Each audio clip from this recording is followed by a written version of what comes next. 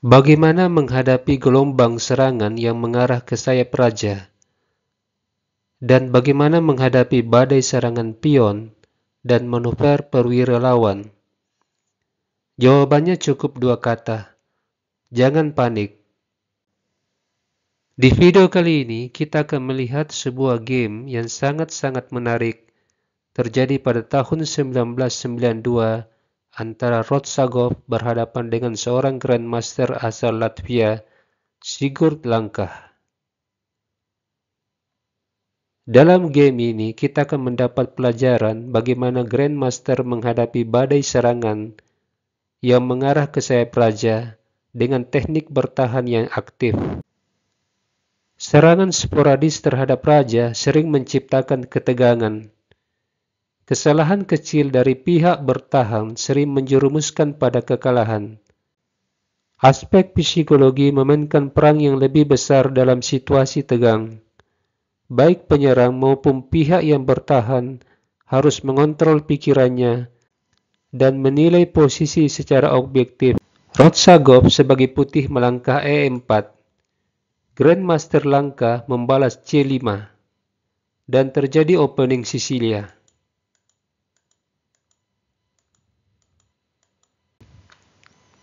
Selanjutnya gajah C4, pion E6, menyiapkan tempat bagi gajah di E7, kemudian hitam bisa melakukan rokade.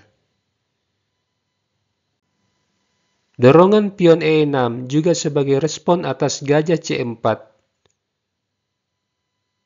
Hitam menciptakan formasi pion yang solid di F7 dan E6. Kemudian putih mengembangkan gajah gelap dengan kemungkinan melakukan rokade ke sayap menteri. Dibalas dengan gajah E7, menteri E2, pion A6, rokade,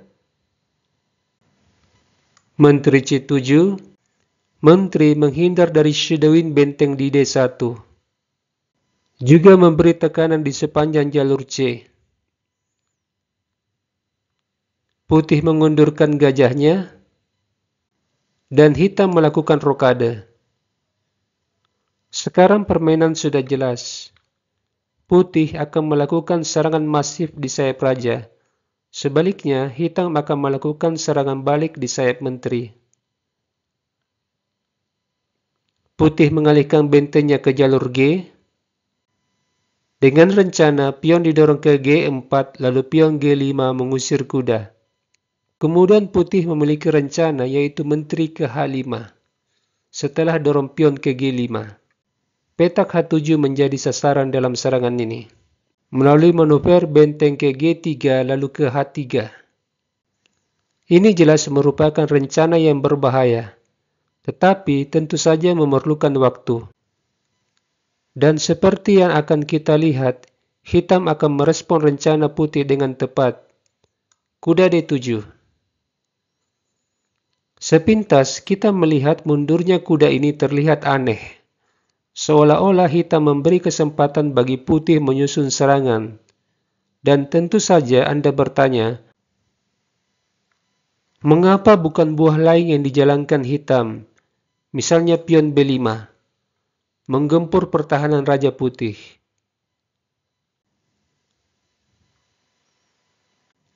Tetapi mari kita lihat mundurnya kuda ini dari sudut pandang posisional. Dalam permainan ini sangat jelas rencana putih yaitu dorong pion G4 lalu pion G5. Kuda yang mundur bukanlah kerugian tempo bagi hitam, karena putih juga menghabiskan tempo dengan benteng G1.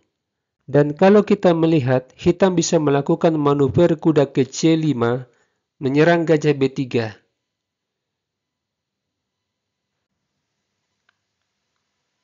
Di sini hitam tidak langsung menempatkan gajahnya di D7.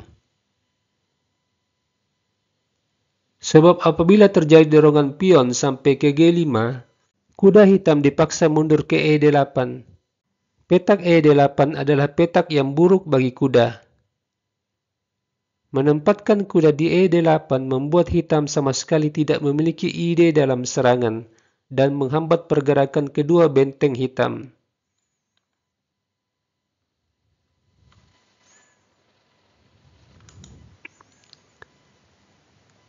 Dari sudut pandang posisional, langkah mundurnya kuda ke D7 adalah sebuah koordinasi perwira yang bagus dari hitam, baik dalam bertahan maupun dalam menyerang. Di langkah ke-12, putih mulai melakukan serangan pion dengan G4, dengan rencana pion ke G5, dan menteri ke H5. Selanjutnya manuver benteng ke G3 lalu ke H3. Dengan sasaran petak H7, sebuah rencana yang brutal. Lantas bagaimana hitam, saya atau Anda sebaiknya merespon situasi ini? Prinsip pertama yang harus diingat adalah jangan panik. Diperlukan ketenangan pikiran merespon dengan tepat, melihat dan menemukan formula bertahan, sekaligus melihat celah kelemahan dari putih yang bisa kita manfaatkan. Kadangkala seorang pemain terlihat panik dan merusak posisinya sendiri. Prinsip kedua yang harus diterapkan adalah tidak menciptakan kelemahan yang tidak perlu. Pergerakan pion yang tidak perlu di depan raja harus dihindari, karena gerakan pion yang tidak perlu sering membantu penyerang. Sebaiknya hitam menggerakkan pion pada waktu yang tepat. Prinsip ketiga yang harus dipahami adalah kita harus melihat dan merespon ancaman paling serius dari pihak penyerang. Dalam permainan ini, Grandmaster Lanka menggunakan dua strategi, yaitu menahan serangan putih di sayap raja dan selanjutnya mencari kesempatan melakukan serangan balik. Hitam mulai menyiapkan serangan balik dengan kuda C5, tekanan terhadap pion E4 dan gajah. Putih lanjut dengan rencananya pion G5,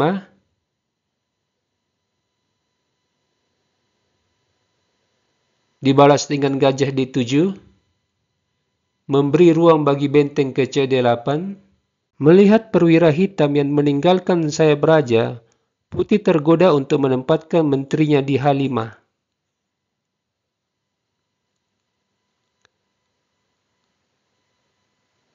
Hitam lalu mengalihkan bentengnya ke jalur C. Putih melakukan manuver benteng. Tetapi hitam menjawab dengan tenang. Pion G6. Ini adalah momentum yang tepat mendorong pion sambil mengusir menteri. Sebagai respon atas kemungkinan manuver benteng ke H3. Menteri H6 dan gajah mengusir menteri. Menteri H4. Kemudian hitam menukar kuda. Ini adalah momen yang tepat bagi hitam menukar kuda. Pada posisi ini, putih memukul kuda dengan benteng.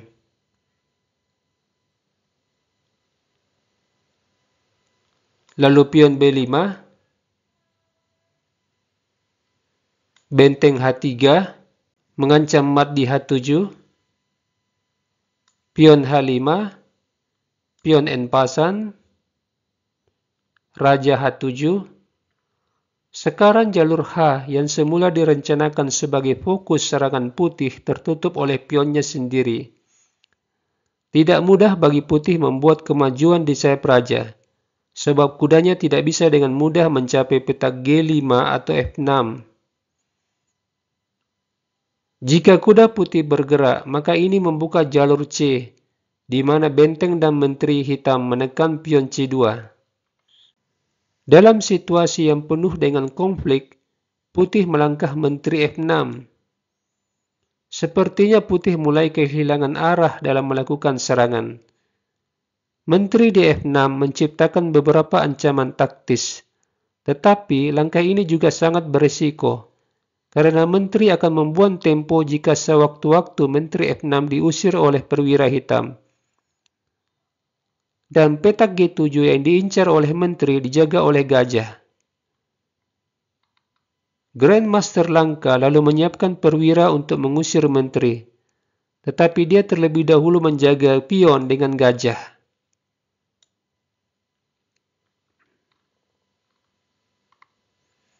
Kemudian putih melakukan blunder dengan gajah G5. Langkah yang tepat adalah pion E5. Membuka kemungkinan manuver kuda menekan sayap raja melalui petak E4. Jika pion D kali E5, putih bisa melakukan manuver benteng. Dan apabila kuda menyerang menteri, di sini kita bisa melakukan pengorbanan menteri di G7, skak. Gajah kali menteri, pion kali gajah, skak.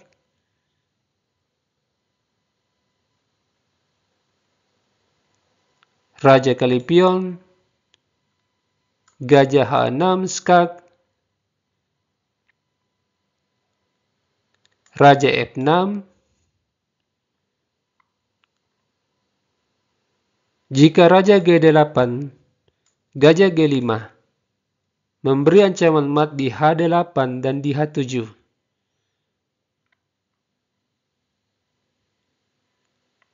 Setelah raja ke F6,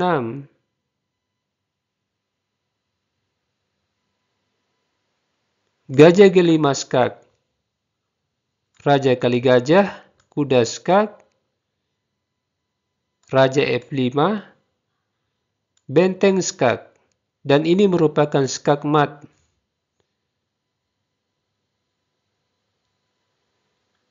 Kita kembali ke permainan yang sebenarnya. Langkah gajah G5 bisa dikatakan blunder. Sebab setelah kuda mengusir menteri, putih terpaksa mengundurkan menterinya, dan serangan putih nampak tidak berbahaya, sebab putih tidak memiliki kesempatan melakukan pengorbanan menteri di G7. Sangat jelas perbedaan antara gajah G5 dan pion didorong ke E5. Langkah pion E5 memberi kesempatan bagi putih menyusun benteng di jalur H.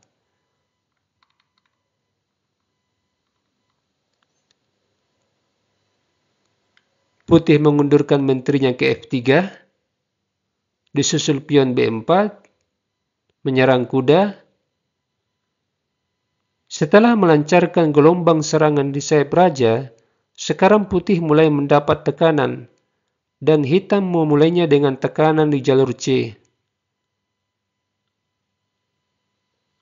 Jika benteng kali pion B4, menteri C5, forking gajah dan benteng.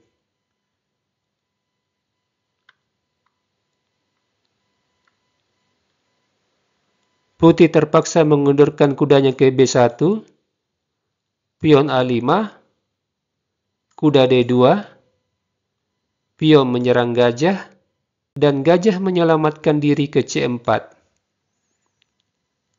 Dan sebuah langkah yang sangat kuat dari hitam, pion B3, dengan tujuan membongkar pertahanan raja.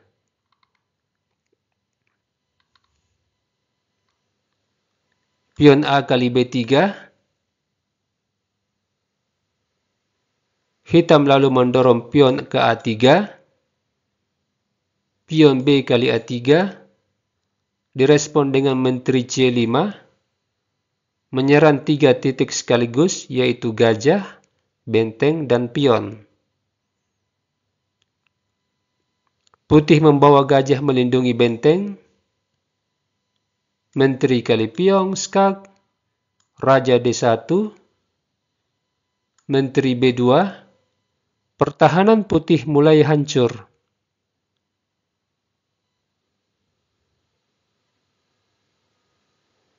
Menteri G2,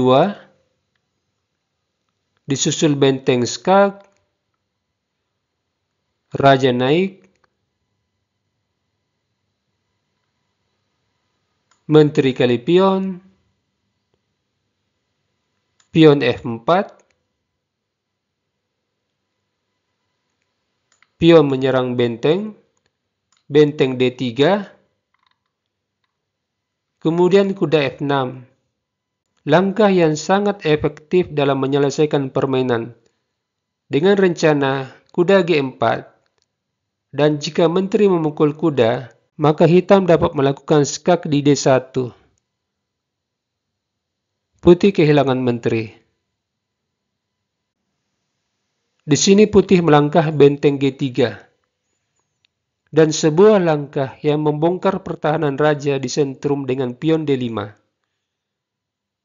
Gajah kali pion. Hitam lalu menyerang posisi benteng dengan gajah, sekaligus melakukan pinning terhadap benteng.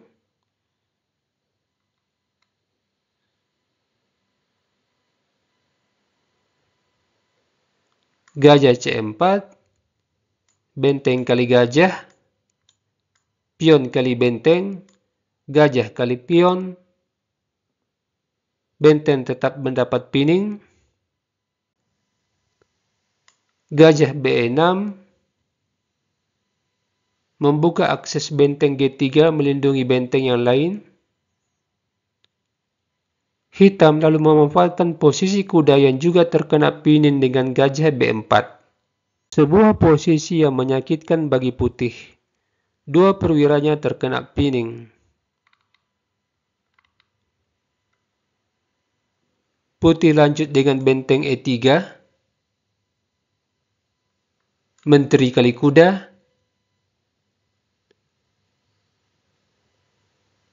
Raja F3.